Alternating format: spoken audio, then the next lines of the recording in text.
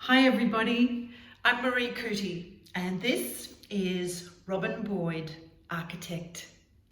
This is the story of a little bird who wants to be an architect when she grows up. I hope you like it.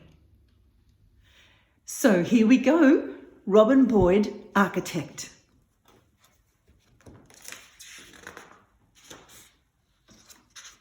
There she is. Robyn Boid lived at the National University, high up on a ledge of the architecture school. Her nest overlooked a skyline of spectacular shapes, and each day, while she studied domes and spires and minarets, she listened to the class through the window. When I grow up, I'd like to be an architect, thought Robyn. As she listened, she learned there was much more to architecture than building. There were complex ideas like, are round nests always best? And think outside the circle. And the biggest question of all, what comes first, the nest or the egg? It turned her thinking upside down. There she is, looking at her own nest. Robyn was the first Boid to go to university, and she wanted to do well. So she set to work practicing all the important shapes like circles, squares, triangles, rectangles and domes. See all the shapes she's made out of twigs? That's a lot of work for a little bird. I can think outside the circle, thought Robyn. And she turned her own nest upside down. It's a dome, she discovered. And she added another small dome on top. It was as good as any on the skyline. But where does my egg fit in? She wondered. Next, she tried a tall, thin triangle, carefully placing each twig higher and higher until she had made a towering spire. But was this too pointy an address for an egg? Robyn coiled circles into cylinders and cones. She stretched squares into rectangles and cubes, and she tilted triangles up into pyramids. Look at all this work she's done. Before long, she was making towers with turrets and battlements with parapets. But was it all too grand for an egg?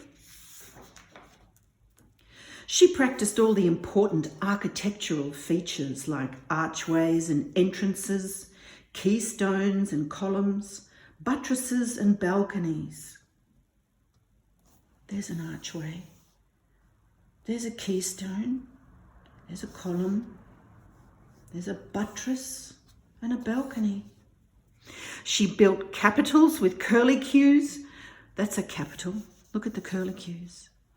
She built bridges with balustrades and pedestals with patterns and plinths.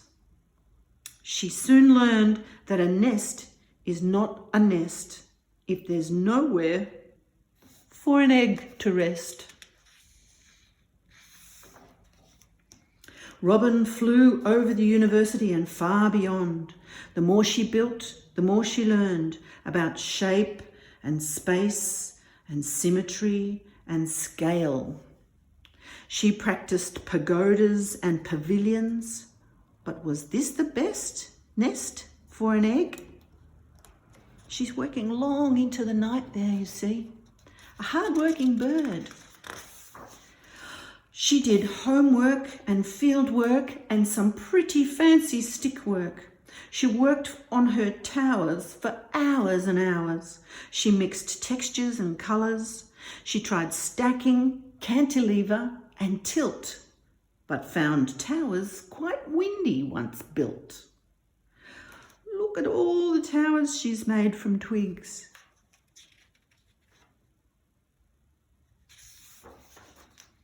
Robyn spiralled all the way up on the inside and spiralled all the way down on the outside. But was this the right shape for her nest? She soon realised there were endless possibilities for shape and design. So what was the best shaped nest for an egg? And then, out of the blue, the idea came to her. Exactly the right shape for an egg is egg-shaped. See the plans? See the blueprints? That's what architects use to build with.